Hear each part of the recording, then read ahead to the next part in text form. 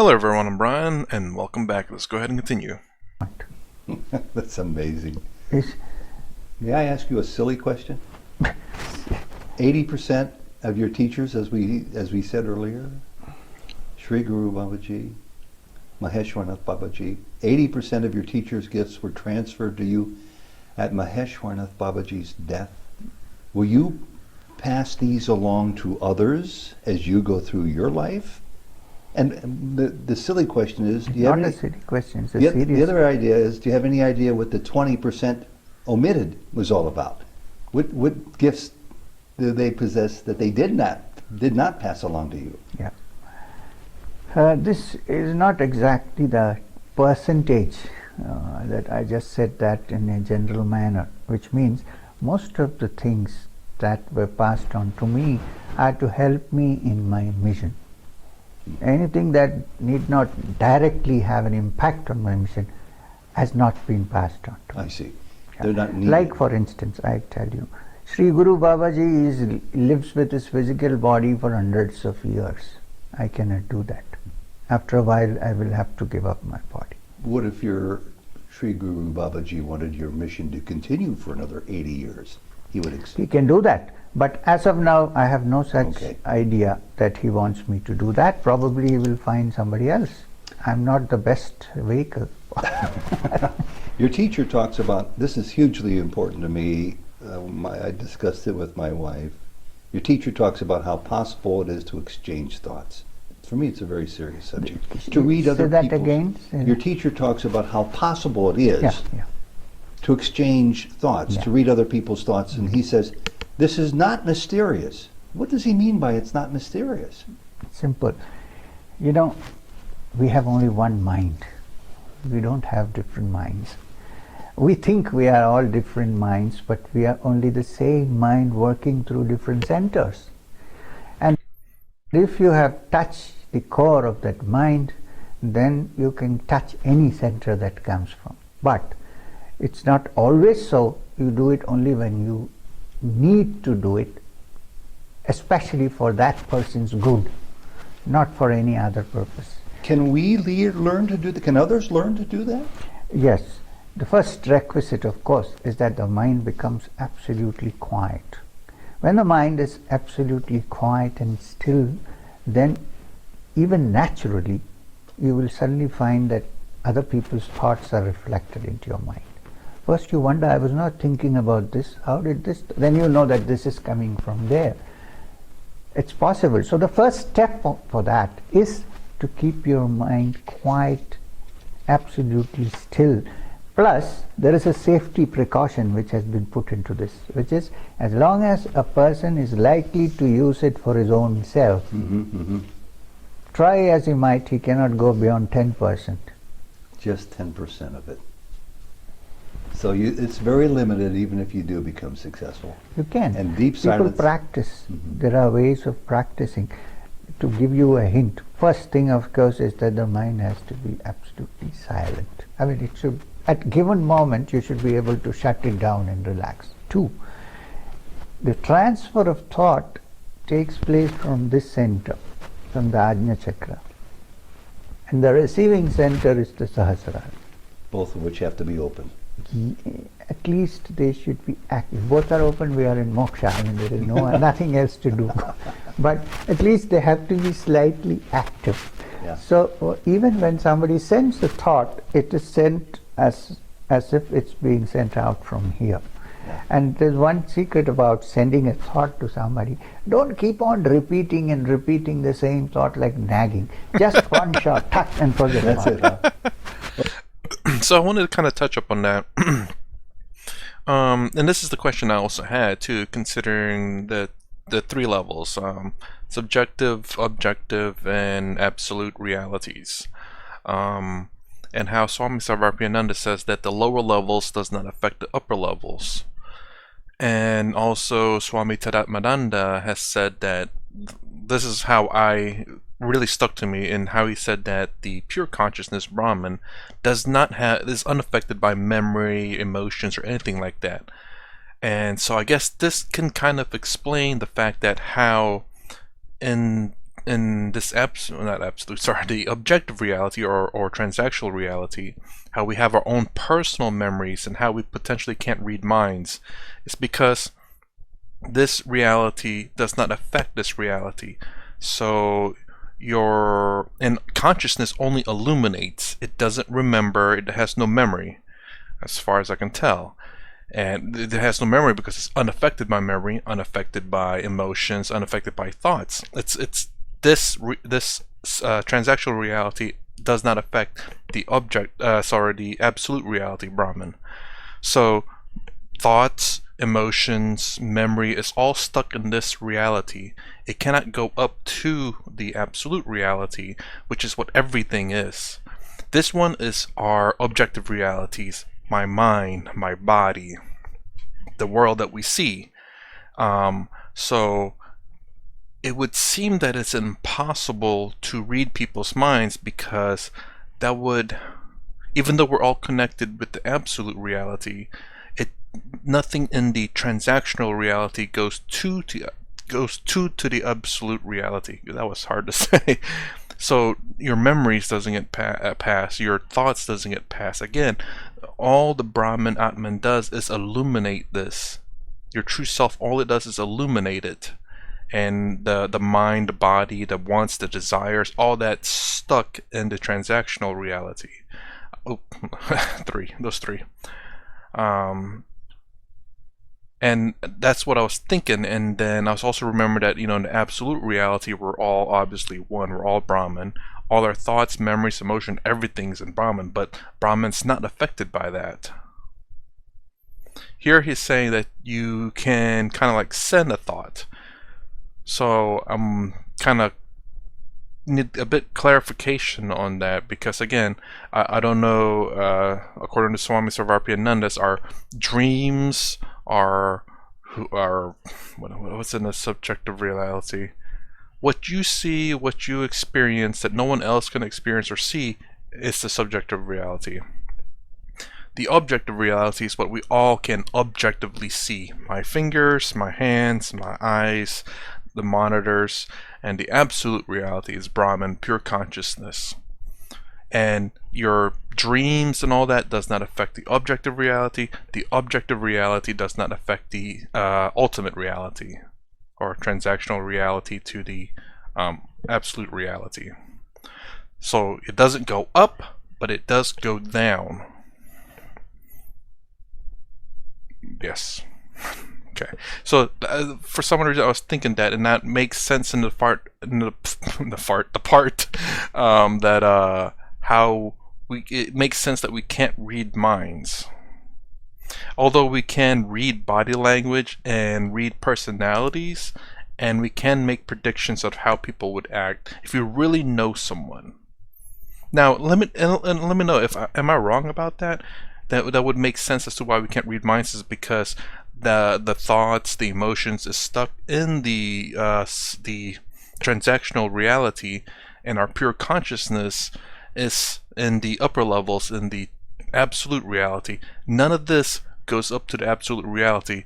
The absolute reality is in everyone. The transactional reality is per individual, and none of that goes to the everyone reality, you could say. Well, my thought I'm sending you right now is that our microphone's covered by your shawl, and I'm having a little trouble hearing you. Sorry. There we go. If you had thought a little harder, I would have taken it out. On a similar line, tell me about, I don't know how to pronounce it, thumo, the breathing and visualization process that builds up heat in the human body, enabling you to live in caves in the wintertime. Can you do this? Obviously you can do this, I because can you do live it, but we don't. When you can buy a shawl for 100 rupees, you don't waste your time doing thumo. But in an emergency, it's possible. So in an emergency, if it's, let's say, I'm not quite sure what the Celsius is, let's say below freezing, you're in a cave and you have a shirt on. You can survive. You can survive. Not only can you survive, I think you can probably start sweating, because you see, with the thumo practice, when it is perfected, the people who really practice thumo are the people belonging to the Kagyupa sect. Okay. the Kagyupas, whose head at the moment is this young man who lives in Gangtok, in Dharamshala, the other Dalai, not Dalai Lama, but the Karmapa. Okay. You see, he is the head of the Kagyupa sect, and the Kagyupa sect are descendants of the great yogi Milarepa. And they practice this? Yeah, and this even practice- Milarepa itself means in Tibetan language the cotton clad. The cotton clad. Yeah. So, Because that's all they needed was a yeah, little that's cotton. all they needed. And they test it by trying in winter to dry wet pieces of cloth on their backs when they practice the Thomo. They dry the cloth Yes. that's wet on their Yes. backs just because of their ability to increase the temperature of their body. It needs practice, but it's basically using a particular bijakshara, sound. Mm-hmm. And in this case, it is the Muladhara, the Manipura chakra, which is in the navel area. And it emits a sound. That's the sound is rum. Just like in winter, some Rum. people stay warm with rum.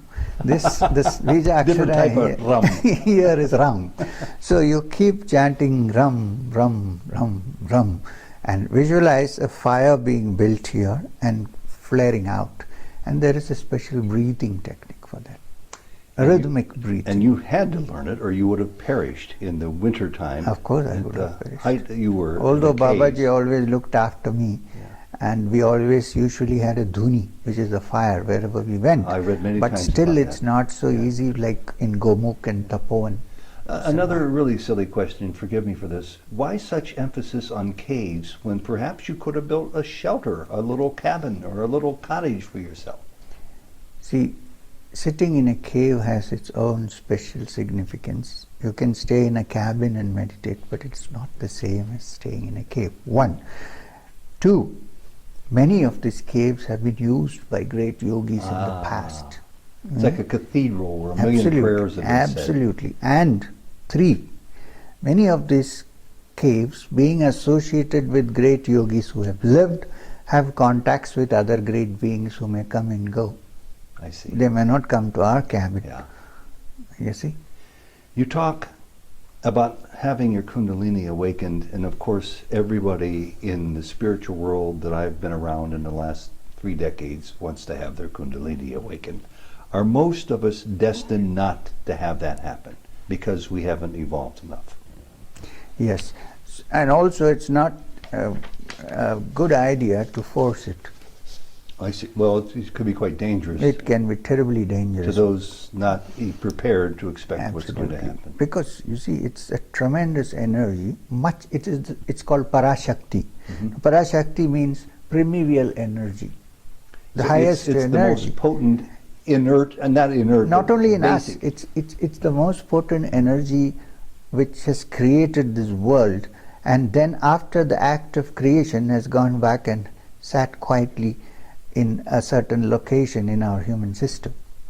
So to awaken that is no joke at all. You have to be prepared. It's like And you better have a good teacher, I would imagine. not only teacher, you should be morally sound, and you should have the strength to withstand what happens, because it's like a Hiroshima Nagasaki.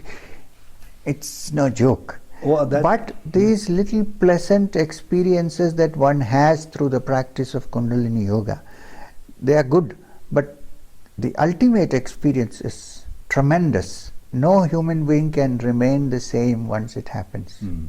So you understand the appeal it has to those of us who are novices, who otherwise might say, I'm okay for this, let me experience it. Yeah.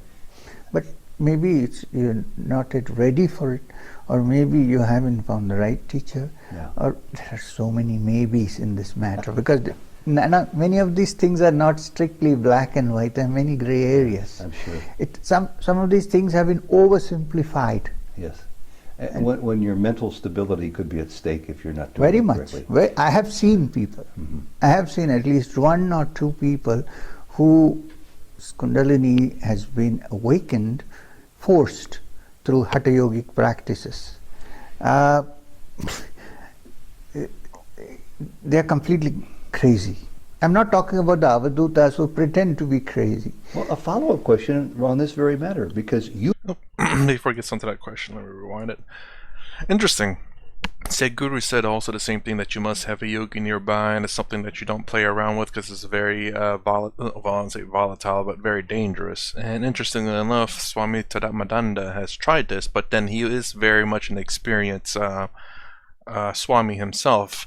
I don't know how much of experience or how to say how far he has achieved, but I can't remember how long he did. I in fact reacted to one of his videos on that, and well, he makes it look easy.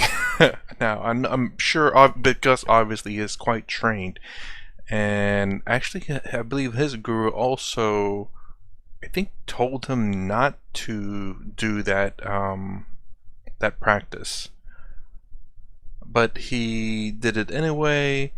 I'm not sure why. I think it was because it's not, I don't know what's logical or practical or something like that. It's the reason why he said not to do it, but Tadamananda has done it. I don't know. Can't remember if he's done it all the way or truly's done it all the way. I'm not sure. And he just made it look easy, but it took him a long while. I think about a month, or I think about a month. But interesting is the fact that Sadhguru and Sri M here has said the same thing. I don't know if they know each other or talk to each other, but just interesting to the fact that they both pointed out the same thing. Now I don't know what Swami Tadamananda's Guru Swami has told him, whether it was dangerous or not. They just told him, I guess, not to do it or something along those lines. The avadutas who pretend to be crazy. Well, a follow-up question on this very matter, because you yourself said at one point in your young life you would commit suicide. I read it in your book. If you wouldn't be able to find a guru or a Mahatma. It was why such a drastic It was stance in the on your beginning when I went to the Himalayas. Isn't that daring the cosmos to strike you down and teach you a lesson? One has to be 100% aiming for the truth. Yeah. And for that one should not even care for one's body. Then it comes. There's a state when Ramakrishna Paramahamsa, after many days and 2 years of praying to Kali, did not see her vision, he decided to end his life. Now that's not like ordinary suicide. People commit suicide because they didn't pass an exam or wife ran away and things like that. This is much more serious. This is a one-pointed seeking towards that goal, which you say even if your body goes, it doesn't matter, you have to find it. And otherwise life is not worth. I know it's not everybody's cup of tea to do that, but one should not imitate someone who did that and say, I'm going to die because I haven't found moksha, but how much effort have you put into it? I want to go into the next area. I keep using these superlatives. This is the most, but this one is the most... Okay, before we go to the next one, interestingly enough, it's kind of sad to hear that people would do such a thing because they don't obtain something. You're cutting your life short, and again, if you believe in the rebirth, then take as much time as you can in this life to practice, and then in your next life, hopefully you'll remember the cumulative effect that you've had from your past lives to help you achieve your goal. There's been many comments in the first part of this. I really want to address them all, but I'm going to wait until this all finished and hopefully grab all the comments and make another answer in the comments, because there's been some great statements that's been said and I really want to get to them. But it won't be until after hopefully this entire part's done. Stretching of our credulity to the novice. I must ask you about Sarpaloka. You wrote about it. What was it like to meet the deputy chief of the Sarpaloka? Tell us about Nagaraj, the reptile, the snake, the spiritually advanced being. I think of a I have different written planet. about it in the book. No, you wrote just a little bit. And my question for you is to shade in a little bit that must have stretched your credulity when you saw this Of unfold. course. And I would direct all of your people, all the people who are listening to this, to read every page of your book to absorb its meaning. But how did you withstand the mental test of not knowing if what you were watching was real or not when Sir Babaji I welcomed this man, yeah. this being, this reptile, from not just another planet but a different galaxy? I also know that this is one of the most difficult things to believe in the book. I know that. You said it. Deliberately I put it in, even though it is so difficult to believe, because I said, fine, I am going to say what I felt. They can take it or leave it. And you know this happened for real for you. Of course, for me it's very real, because you have no idea, for a young man of 20 in the middle of the forest in a Arundhati cave, suddenly face to face with something which looks like a snake but speaks like it's like a comic book. They even hissed to one another. Yes. Guruji. Yes. So Babaji. yes, Maheshwarnath Babaji. Yeah. So, and afterwards I have learned that there are many worlds. It's a height of arrogance to think that in this little, in this whole stellar system of which we are just like a particle of earth, to say that life only exists in this little earth is, I think, a very arrogant attitude for human beings Well, to that take. you convey that lesson very well. People have to deal with the vehicle in which the lesson is presented, the manifestation in which another being. We could far more readily perhaps say, okay, I understand how a being similar to us might come here, but the way you describe this being is what stretches the credulity for a lot of people. And I'm personally very happy you put it, because as a journalist, sometimes I have a quandary. Should I go into this area or not? But since you did it so bravely, I wanted to do it too, because it will cause people to come to a breaking their point. barriers. Yeah, to break through their barriers, or to back off and just stay in their own comfort zone. Yeah. If they don't want, because you see, there are worlds where there are beings who don't look like us. And the Nagaloka is a world populated by highly evolved beings who are in the form of serpents. I mean, for me, it's not, I have no doubt. No, you've seen it, so you have no doubt. I have no doubt. Not only that, I haven't written about it, but later on I had 2 visitations to the Nagaloka. I have seen that it's populated. So you've been there. I went there. That's not only, as I said, on another planet, it's in another It's galaxy. another galaxy, it's another sphere. And these You are see, highly evolved spiritual beings who Yes. can change their forms, which I'll Absolutely. get to later. Yeah. Uh, No, but you can't go there with your physical body. so you are teleported. No. Okay, what word would you use then? You see, human I will say this reporter person needs to calm down a little bit and let him speak a little bit, because he's kind of jumping in a lot. Teleported. No. Okay, what word would you use then? You see, human beings have not only the physical body, but they also have a subtle body which fits into the physical Okay. and looks very much like the physical, except a little more glorified than the physical. And it can, with proper training, leave the physical and travel. And most people, all people actually do that unconsciously in the night when they go to sleep. If you are clairvoyant by any chance, if you look in the night, on a clear night, you see little tiny threads coming out, lit threads coming out from every house and moving up somewhere. Oh, that's wonderful. That is, I have imagined that happening, but with no basis of fact, because I'm not clairvoyant. so you actually, these are we, meaning we who have left our bodies in deep sleep and are going to various places. But when you see a dream, it's usually a mixed up stuff that you have in your memory when you come back in. Very into hard a to body. make sense of it or even recall it properly. Yes, yes. You said in your book, I believe you said it in your book, that you experienced ridicule about talking about Experience? the Sarpaloka, about the experience of Sarpaloka and Nagaraj. Did you experience it in a wholesale, unlimited amount, or just a tiny amount? And are you worried? What is that? Ridicule. This dude, wholesale. I'm like, what? I get what it's saying, but again, is the cultural translation sometimes doesn't quite translate very well. And this is the thing that I have to be mindful of when I hear people speak, especially who are grew up in one culture, even though they speak English. It's just that the words are used differently. And I understand what it means by wholesale is well, I'm assuming it's the fact that it's saying that either he got it all at once or partially, and I let's see. But including in your book your experiences with Nagaraj. No, I personally thought that this is too much to believe, stretching to things too far. But I said, let it be. Well, I'm glad you did. I'm very glad.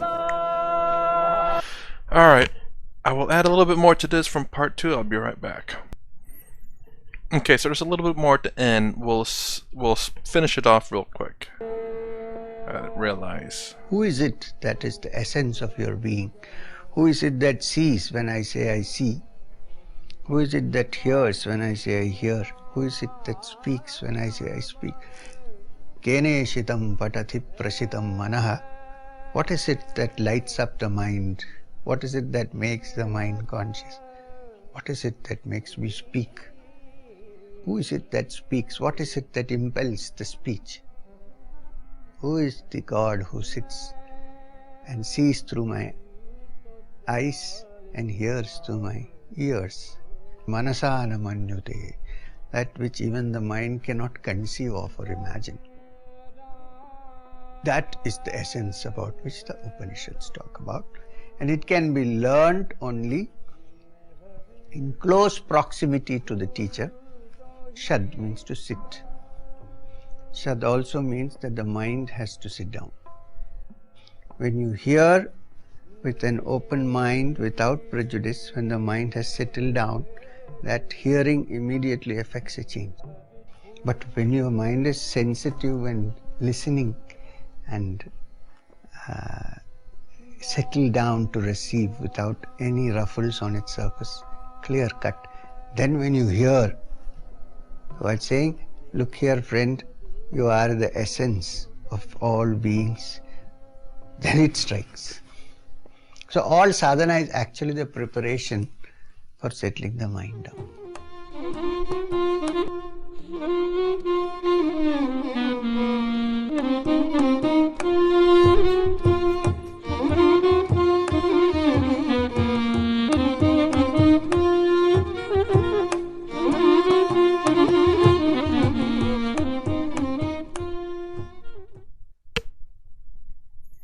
Okay, so it's kind of interesting. I'm noticing that whenever he talks, sometimes he always kind of looks to the side. I'm assuming he's just, I guess, just being aware of everyone else there, especially the camera crew. All right, now let me pause right here and let me grab the other video. Okay, so I got the other video up. Real quick question: is it in stereo for you guys, or is it in mono? For me, it's in mono. No one so far. No one. I don't think anyone's answered that question. At least at the time of this recording. Let's go and get started. This is the message you have to give them. That there is someone somewhere in an unknown place trying to reach them and pick them up from where they stand. And even though they are in a remote place where there is no satsang, a satsang need not necessarily mean hundreds of people sitting down and talking to the Guru. 1 + 1 can be a satsang. One alone can be a satsang. One alone can be a satsang. Because when you are never alone, whatever be our duties, a primary duty, if you want to evolve on the spiritual path, is to do as much as you can for your fellow beings. To see the tears of others, to feel the pain of others, and try to remedy it in some way. 2 is as much as you can to make people understand what little you know about spiritual matters, so that they begin to wonder, is this all the world there is? Is there something else? You were savagely attacked recently. How are you as a result of that attack? And are you at liberty to share anything about it? It was not a theft. It was not an attempt at dacoity. Somebody was deliberately trying to stop me from functioning, because there are very many narrow-minded people, not many, but there are, who don't like this thing about a person from one religion talking about another. I sometimes get on internet asking me, telling me that I would probably go to hell because I am teaching Hinduism. And I have nothing against these guys who attacked me. 10 minutes of contact with my body, I think something must have happened. To them. Yeah. So, The story of Sri M. This is part 2 with more about a mystic, a teacher, a husband, father, a man who says he has personally encountered and was guided by Shirdi Sai Baba, Mahavatar Babaji, and his own most loving teacher, Sri Maheshwarnath Babaji. Sri M is the author of one of India's most popular books on the subject of spirituality, Apprenticed to a Himalayan Master, a yogi's autobiography. Welcome to Soul Churns. This interview was recorded in Madnapali, India, at Sri M's ashram in December of 2012. Sri Ramakrishna once joked about being an avatar. I think he joked because he had a broken arm, and he said, how can an avatar have a broken arm? Do you think there are many avatars in the world today? no, I don't think so. No, but you have to clearly understand the word avatar. You see, according to the Bhagavat, every manifestation of the divine in a small way or a big way is an avatar. So those which are not very big manifestations for a particular, they are called amsha avatars, which means part manifestations of the Supreme. While those who come with many characteristics which are not entirely quite human, they are called Purna avatars. Now, among the Purna avatars, the most important figure in the Bhagavad is Sri Krishna himself. 5,000 years ago. Yeah. Because Kali Yuga is supposed to have started after his demise, after he left. Now, therefore, the word avatar simply means a manifestation. You see, it shouldn't be, it's a manifestation. Therefore, when there is great intellect manifested in somebody, Einstein could be called an avatar, if you word it in Sanskrit, because he is a manifestation of great intelligence and knowledge. Well, make sense of this. I believe in Leelas, divine pranks. I need you to explain to me what happened to me. I've been a follower for 15 years of a person, a woman many people think of as an avatar. I'm coming to Madnapali to visit you because I want to receive your blessing and I want to hear your story. And when I get here, only when I get here, just miles away, I learned that this woman I'm thinking about in the past, who guided me to Sai Baba, for one thing, I've seen around the world, in Germany, all over in America, that she lives also in Madnapali. Mm-hmm. Not only that, it's across the street, a mere stone's throw away, is her ashram. Yeah. And now she's thought of as being an avatar by many people around the world. Mm-hmm. You're saying that she's sort of, like the Christians say, a shard of the divine. Mm-hmm. She's a spark of... Perhaps it's a manifestation of the divine. But then in India it's very easy to make avatars. Anybody who shows a little bit of extraordinary capacity is classified as an avatar. But do you see the Leela or the coincidence at minimum? As I'm here for 5 hours and I'm learning of across the street in Madnapali, which isn't easy to get to. That's true, but that's due to various reasons. It need not necessarily be that. Okay. I don't know. But I think that we make too much of it in this country. You say that about rituals, pujas, religions, and I think a lot of people increasingly agree with you about that. Yeah. Because we can get too caught up. I love rituals myself. Do too. I was raised Catholic. I love the rituals. But the reality should be more important than that. And for some people, rituals are a way to the reality, certainly. You, again, later had a new teacher in your spiritual walk who named you Shiv Prasad. He thought it was a good idea to keep your non-Hindu name secret. Is that still an issue on any level today? Obviously it's sometimes. Not. It is sometimes. Sometimes, especially if you go to an Orthodox ashram, for instance. There are many Orthodox ashrams. Why Muslim? If you want to become a sannyasin in the Shankara Mat, You have to be born one. you have to be born a Brahmin. Yeah. So maybe the so next life you forget can the catch up. Muslim, Hindu, Christian and so on, even among the Hindus. So such differences do exist even today. So sometimes it's safer to go by a pseudonym, which is what he doesn't gave you. create unnecessary problems to you. Do you remember when and how you decided to drop that name? Because Babaji started calling me Madhu. And Madhu And is Madhu long is form. the short form of Madhukar Nath, which is the name given to me in the Nath Sampradaya. And So it Madhu, becomes official for me. and Madhu is the long form of M. Yes, that's true. And do you prefer to go by Shri M, Mr. M, or Madhu? Many people call me by many names. It doesn't matter. There are people who really, Mr. M sounds quite funny. Because I know some people from Nepal, the Mr. Ranas M. of Nepal. Whenever they say me, how are you, Mr. M? How are you, Mr. M? Or Shri M. It doesn't matter. Or just M? M is good. I've heard people call Good you enough. M. When people ask what is M, I say it means Manushya, which means a human being. I mean, leave it like that. You, for years, you lived in caves and mountains, and you made long treks, and the weather was always challenging for you because of the cold, and because you didn't have food and you didn't have good water. Was there a downside to your austerities, to your loneliness, or was everything positive for you? No, many times it was quite difficult. Do you ever get lonely? I did. You ever get depressed? Depressed? Depressed only not because of the difficulties of physical existence, but when I meditated for a long time and found that my mind was distracted, I did feel depressed many times. But not in that sense of the term. I was ready to go through anything.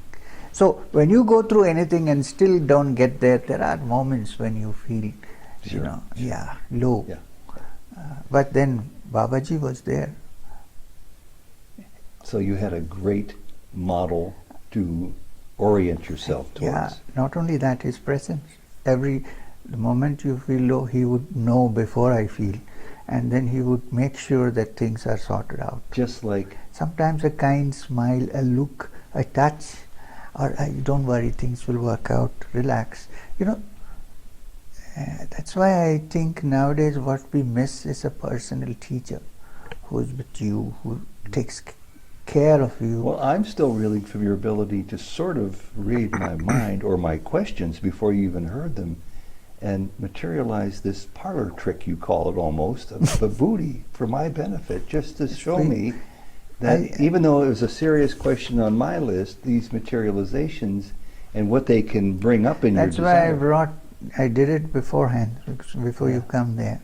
Oh, you did it beforehand, huh? Yeah. That's what you're telling me now, huh? Or is that the truth? Yeah, it's the truth. Thank you. If life is I Maya, have had so many interviews, I don't produce vibhuti. you don't. No? Do you show vibhuti that you've produced beforehand to people in these other You interviews? can't see it. Well, how It did comes you- only when it comes. How did you know I was going to talk about this? Well, I thought you might. If life is Maya, this is my favorite subject in the whole world. Actually, I'm going to pause right there. That's actually an interesting topic to get into. If life is Maya.